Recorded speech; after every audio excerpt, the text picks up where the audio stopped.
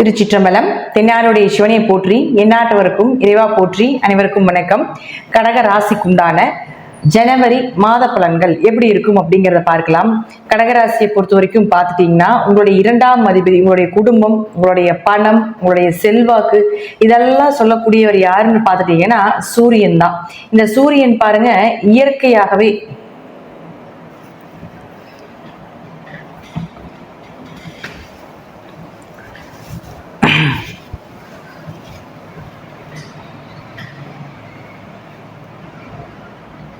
திருச்சிற்றம்பலம். தென்னாருடைய சிவனை போற்றி, எந்நாட்டவருக்கும் இறைவா போற்றி. அனைவருக்கும் வணக்கம். கடக ராசிக்குண்டான ஜனவரி மாத பலன்கள் எப்படி இருக்கும் அப்படிங்கிறத பார்க்கலாம். அதற்கு முன்னாடி நம்மளுடைய சேனலையும் சப்ஸ்கிரைப் பண்ணிக்கோங்க. பெல் பட்டன்ல ஆல் அப்படின்னு சொல்லக்கூடிய பட்டனை கிளிக் பண்ணிக்கோங்க. அப்பதான் நம்ம போடக்கூடிய அனைத்து பதிவுகளுமே உங்களுக்கு உடனுக்குடன் வந்துகிட்டே இருக்கும். இப்போ கடக ராசியை பொறுத்த வரைக்கும் பார்த்துட்டீங்கன்னா, இயற்கையாகவே உங்களுக்கு பணம், செல்வாக்கு, உங்களுடைய வாக்கு, உங்களுடைய குடும்பம், இதெல்லாமே சொல்லக்கூடிய கிரகம் யாருன்னா சூரியன் தான். இந்த சூரியன் பாருங்க, உங்களுடைய லக்னத்துக்கு 6ஆம் வீட்டுல, அதாவது ராசிக்கும் எடுத்துக்கலாம், லக்னத்துக்கும் எடுத்துக்கலாம். லக்னத்துக்கு 6ஆம் வீட்டுல இருக்காரு. பொதுவாக லக்னத்துக்கு 6ஆம் இடத்தில் சூரியன் இருக்கும் பொழுது 2, 6 வர்ற பணம் எல்லாம் ஒன்னா கடனுக்காகவோ நோய்க்காகவோ ஏதாவது வட்டி கட்டியே அந்த பணம் எல்லாம் விரயமாகிறதுக்கு உண்டானதோ, அல்லது ஏதாவது வேலை வாய்ப்புகளுக்காக அப்ளிகேஷன் பண்றது, வேலைக்கு அலைச்சலா இருக்கிறது, கேஸ் ஏதாவது போட்டிருந்தா அதுல ஏதாவது பணம் விரயமாகிறது, இதெல்லாமே நடந்துட்டு இருக்குது. அல்லது குடும்ப நபர்களுக்கு யாராவதுக்கு உங்களுக்கு மருத்துவ செலவுகள் நடந்துகிட்டு இருக்கும் அப்படிங்கிறது அமைப்பு. அதுவும் பாருங்க, உங்களுடைய ஜாதகத்துல சூரியன் இங்க இருக்கிறார் 14ஆம் தேதி வரைக்கும். 14ஆம் தேதிக்கு மேலதான் மேல போறாரு. அப்ப அது வரைக்கும் இது போல ஏதாவது ஒரு விஷயங்கள் உங்க குடும்பத்துல நடந்துகிட்டு இருக்கும் அப்படிங்கிற அமைப்பு உண்டு. அடுத்தது 14ஆம் தேதிக்கு மேல பாருங்க, ராசிக்கு 7ஆம் வீட்டுல போய் நேரா உங்க ராசியை பார்ப்பாரு. இதுதான் கடகராசி. சூரியன் நேரா 7ஆம் இடத்தை பார்க்கும் பொழுது 2ஆம் அதிபதி தன்னுடைய ராசியை பார்க்கும் பொழுது இந்த மாதம், அதாவது ஜனவரி மாதம் பார்த்துட்டீங்கன்னா உங்களுக்கு செகண்ட் ஹாஃபுக்கு மேல 14ஆம் தேதிக்கு மேல பண வரவு, குடும்ப ஒற்றுமை அதிகரிக்கும். அந்த விரயமாகக்கூடிய பணம் எல்லாமே கொஞ்சம் குறையிறதுக்கு உண்டான வாய்ப்புகள், தேவையில்லாத மருத்துவ செலவுகள் எல்லாமே இல்லாம இருக்கிறது, நீங்க கொஞ்சம் ஸ்ட்ராங் ஆகிறது, உங்களுக்கு கொஞ்சம் ஆத்ம பலம் அதிகரிக்கிறது. சூரியனோட லக்னத்தையோ ராசியோ தொடர்பு கொண்டால் அவங்க தேஜஸ் ஆயிடுவாங்க.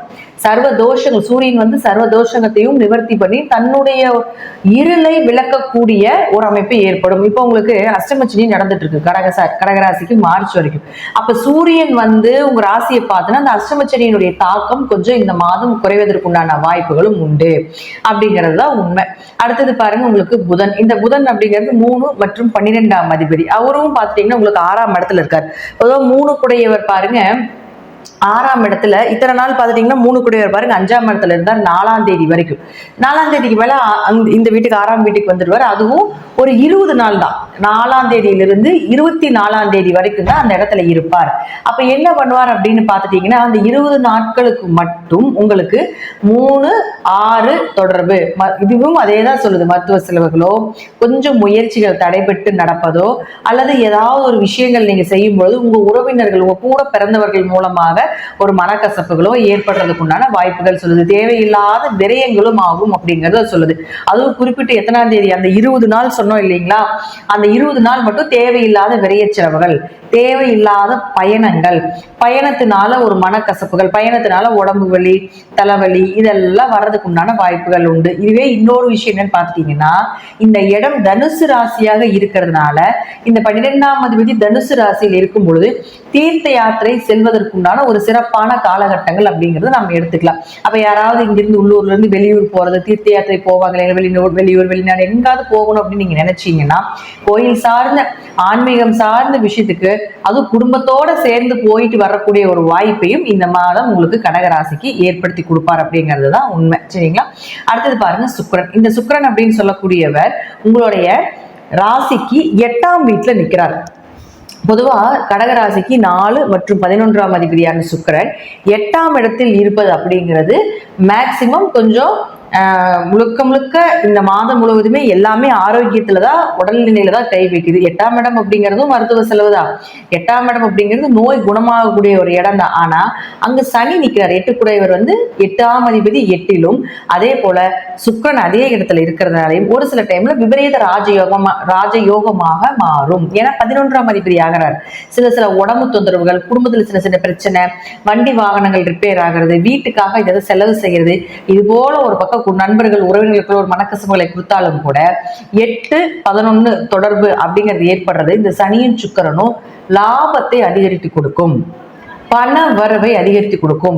இயற்கையாகவே வந்து பணம் வர்றதுக்கு உண்டான கிரக சேர்க்கைகள் அப்படிங்கிறது நிறைய இருக்கு. அதுல இந்த சனியும் சுக்கிரனும் ஒண்ணு. அப்போ 8ஆம் இடத்துல கடகராசிக்கு சனி சுக்கிரன் சேர்ந்ததுன்னா 8ஆம் இடம், 2ஆம் இடம், 11ஆம் இடம், 5ஆம் இடம், இது போல சில கட்டங்கள் இருக்கு. இது எல்லாமே ஷேர் மார்க்கெட் யோகம், உழைப்பில்லாத பணம், திடீர் அதிர்ஷ்டங்கள், திடீர் வருமானங்கள், இதெல்லாம் கொடுக்கக்கூடிய ஒரு இடம். அப்ப அந்த இடத்துல உங்களுக்கு லாபஸ்தானாதிபதி சேரும் பொழுது திடீர் வருமானம், திடீர் பண வரவு அப்படிங்கிறது உண்டு. இந்த மாதம் முழுவதும் சுக்கிரன் சனி சேர்க்கை கும்பத்துலதான். அப்ப கும்ப வீடு அப்படிங்கிறது உங்களுக்கு மறைமுகமாக வரக்கூடிய இடம். இயற்கையாகவே அது 8ஆம் இடமா இருக்கிறதுனால மறைமுகமாக நிறைய பணங்கள் ஏதாவது ஒரு வழியில வரும். அல்லது நீங்க யாருக்காவது கொடுத்து வச்சிருக்கக்கூடிய பணம் ரொம்ப நாளா இழுபறியா இருக்குது, வராமையே இருக்குது, அது இப்ப வருமா அப்படின்னா இந்த காலகட்டங்களை வரும். கொஞ்சம் பிரச்சனைகளுக்கு அப்புறம் வர்றதுக்கு உண்டான வாய்ப்பையும் ஏற்படுத்தி கொடுக்குது. அடுத்து உங்களுடைய ராசிக்கு செவ்வாய். இந்த செவ்வாய் அப்படின்னு சொல்லக்கூடிய 5 மற்றும் 10ஆம் அதிபதி அப்படின்னு சொல்லக்கூடியவர் கடக ராசியில, உங்க ராசியிலே வக்ரத்துல இருக்கார். 5 ராசிக்குள்ள இருக்கிறது அப்படிங்கிறது குல தெய்வத்தினுடைய அனுகிரகம், குடும்ப ஒற்றுமையை கொடுத்தாலும் கூட அங்க செவ்வாய் நீசமாய் வக்ரம் பெறும் பொழுது உச்ச பலனை அடையுது. அப்ப இந்த காலகட்டங்களில் குலதெய்வ வழிபாடு பண்ணினீங்கன்னா உங்க மனம், உங்களுடைய எண்ணங்கள் இதெல்லாமே தெளிவாகும். அது மட்டும் இல்லாம உங்களுக்கு உண்டான இந்த கர்ம வினைக்கு உண்டான தோஷங்கள் அப்படிங்கிறது கொஞ்சம் கழிக்கப்படும் அப்படிங்கிறது அமைப்பு உண்டு. அப்ப 5 லக்னத்துல இருந்தா இந்த மாதத்துல குழந்தை செல்வங்கள் பிறப்பதற்குண்டான வாய்ப்புகளோ அல்லது குழந்தைகள்னால ஒரு நல்ல பெயரோ மதிப்போ மரியாதையோ கிடைப்பதற்குண்டான வாய்ப்புகளும் உண்டு. அப்ப அவரே 10ஆம் அதிபதியும் ஆகிறதுனாலையும் உங்களுக்கு பாருங்க அது 21ஆம் தேதி வரைக்கும் தான். அந்த 21ஆம் தேதிக்கு மேல பாத்துட்டீங்கன்னா உங்களுக்கு மிதுனத்துக்கு போயிடுறாரு, மேல போயிடுறாரு மறுபடியும். அப்ப என்ன ஆகும், குழந்தைகளால 21ஆம் தேதி வரைக்கும் குழந்தைகளுக்கு நல்ல விஷயங்கள், குலதெய்வ அனுகிரகம், குடும்ப ஒற்றுமை எல்லாம் இருந்தாலும் கூட 21ஆம் தேதிக்கு மேல பாத்துட்டீங்கன்னா உங்களுக்கு விரைய செலவுகள், மருத்துவ செலவுகள் மேக்சிமம் 2 தாங்க இந்த மாசம் காட்டுது. காசும் வரும், அதே போல வந்து பயணங்களும் உண்டு, விரைய செலவுகளும் உண்டு, அதிர்ஷ்டங்களும் உண்டு, பண வரவும் உண்டு, பண விரயங்களும் உண்டு அப்படிங்கறத காட்டுது. அப்ப அவரே 10ஆம் அதிபதி ஆகிய ராசியில இருக்கும்போது தொழில் வளர்ச்சி இருக்கு. 20ஆம் தேதி வரைக்கும் தொழில் ரீதியாக நீங்க என்ன மூவ் பண்ணீங்கனாலும் அது நடக்கும். தொழில் ரீதியாக நீங்க என்னெல்லாம் ஸ்டெப் எடுக்கிறீங்க, ஒரு புதுசா பொருள் வாங்கணும், தொழில் இன்னும் கொஞ்சம் விரிவுபடுத்தலாம் அப்படிங்கிறதுக்கு உண்டான எந்த விஷயங்கள் கடகராசிக்காரர்கள் எடுத்தாலும் அது நடக்கும். ஆனா 21ஆம் தேதிக்கு மேல நீங்க எந்த விஷயங்கள் எடுத்தீங்கனாலும் அது விரயத்துக்கு போறதுனால எதா இருந்தாலும் 21ஆம் தேதிக்குள்ள எடுத்துக்கோங்க. அதுக்கு மேல எடுக்க வேண்டாம். அது தேவையில்லாத விரயமோ அல்லது தேவையில்லாதனால மன உளைச்சலோ, அதனால தேவையில்லாத ஒரு பயணங்களோ இருக்கும் அப்படிங்கறதா உண்மை. 21க்குள்ளேயே உங்களுடைய தொழில் ரீதியான பிளானிங்கும், குடும்ப ரீதியான பிளானிங்கும், தீர்த்த யாத்திரை சம்பந்தப்பட்ட பிளானிங்கும், அதே போல பாத்தீங்கன்னா குழந்தை சார்ந்த, குலதெய்வ சார்ந்த எல்லாத்தையுமே 21ஆம் தேதிக்குள்ள வைத்துக் கொள்வது என்பது ஒரு சிறப்பான விஷயமாக இருக்கும். கடகராசிக்கு அடுத்தது பாருங்க குரு பகவான். இந்த குரு அப்படின்னு சொல்லக்கூடிய உங்களுடைய ராசிக்கு 6-9ஆம் அதிபதியாய் வக்ரமாயிருக்கார். பிப்ரவரி 4ஆம் தேதியோட வக்ர நிவர்த்தி ஆகுது. அது வரைக்கும் ஏதாவது கடன் சார்ந்தோ நோய் சார்ந்தோ இருந்து கொண்டே இருக்கும் அப்படிங்கிற ஒரு அமைப்பு உண்டு. அதனுடைய பதிவுகள் எல்லாமே நான் உங்களுக்கு முதல்லயே கொடுத்துருக்கேன். அதை நீங்க பார்க்கும்போது உங்களுக்கு அது தெளிவா புரியும் அப்படிங்கிற அமைப்பு தான் இருக்கு. ஆனாலும் குரு உங்க ஜாதகத்தில் வக்ரமாக இருக்கும் பொழுது ஓரளவுக்கு யோகத்தை கொடுப்பார். வக்ரம் இல்லாம இருந்தால் கொஞ்சம் கவனம். அது ரோகிணியில, ரோகிணிங்கிறது சந்திரனுடைய நட்சத்திரத்திலே வக்ரமாய் நிற்கிறார். உங்களுடைய ராசி அதிபதியே சந்திரன் தான். அப்ப என்ன உங்களுக்கு மனக்குழப்பங்கள், கொஞ்சம் கோபங்கள், கொஞ்சம் பிடிவாத குணங்கள், உங்களை யாரும் புரிஞ்சுக்கலையே அப்படின்னு சொல்லக்கூடிய இயக்கங்கள், இது எல்லாத்தையுமே இந்த சந்திரன் குரு ரோகிணியில் இருக்கும் பொழுது உங்களுக்கு ஏற்படும் அப்படிங்கிறதா முற்றிலும் உண்மை.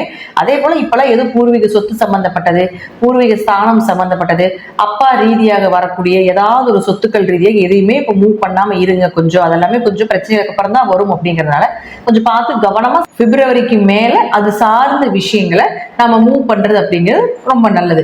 கடகராசியை பொறுத்த வரைக்கும் பார்த்துட்டீங்கன்னா இந்த மாதம் சூரியன் உங்க ராசியை பார்க்கிறதுனாலையும் அதே போல குருவினுடைய குரு பலன் அப்படிங்கிறது இந்த கடகராசிக்கு இருக்கிறதுனாலையும் ஓரளவு பிரச்சனைகளை சமாளிக்கக்கூடிய அமைப்பை ஏற்படுத்தி கொடுக்கும். பணம், திடீர் வருமானங்களும் வரும், திடீர் அதிர்ஷ்டங்களும் உண்டு, அதே போல திடீர் விரயங்களும் உண்டு. மருத்துவ செலவுகளும் ஈக்குவலா இருக்கும். அதாவது 50% நல்ல யோகத்தையும் 50% வர்றது இன்னொரு பக்கம் போறதுக்கு உண்டான வாய்ப்புகளும் உண்டு அப்படிங்கறத நம்ம தெரிவிச்சுக்கிறேன். அதே போல உங்க ஜாதகத்துல தசாபுத்தி கூடி நான் சொல்லக்கூடிய கருத்துக்கள் சிறிது மாறுபடலாம். நன்றி. இனி ஒரு நல்ல பதிவுல சந்திக்கலாம். திருச்சிற்றம்பலம், தில்லையம்பலம், ஸ்ரீ நரசிம்மர் திருவிழி சரணம்.